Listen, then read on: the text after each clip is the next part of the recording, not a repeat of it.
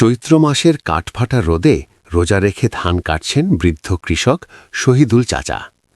শরীর বেয়ে ঘাম ঝরলেও তিনি থামছেন না। পাশের ক্ষেতের যুবক জামাল রোজা রাখেনি। সে গরমে অতিষ্ঠ হয়ে পানি খেতে খেতে বলল, চাচা, এই বয়সে এমন রোদে কাজ করলে তো মারা পড়বেন। রোজাটা ভেঙে ফেলেন, আল্লাহ মাফ করবেন। শহীদুল চাচা কাজ থামিয়ে মুচকি হেসে বললেন, ভাতিজা, রোদ শরীর পোড়ালেও আমার রুহ ঠান্ডা। হাসরের মাঠের কঠিন কষ্টের কথা ভাবলে এই দুনিয়ার রোদ কিছুই না।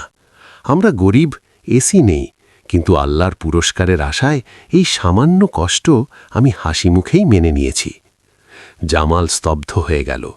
বৃদ্ধ মানুষটির ঈমানী শক্তি দেখে নিজের পানির বোতলটি তার কাছে খুব ভারী মনে হল। দিন শেষে ইফতারের সময় শহীদুল চাচা জমির আইলে সামান্য মুড়ি আর পানি নিয়ে বসলেন।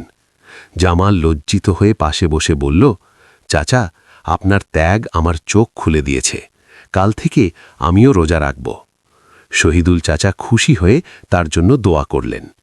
মাগরিবের আজান শুনে এক ঢোক পানি দিয়ে ইফতার করলেন চাচা।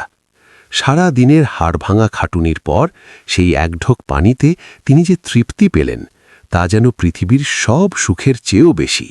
এই ভিডিওতে ব্যবহৃত দৃশ্যের মতো কপিরাইট ফ্রি দৃশ্য সম্পূর্ণ ফ্রিতে ডাউনলোড করতে এই ভিডিওর কমেন্টে দেওয়া লিঙ্কটিতে ক্লিক করুন।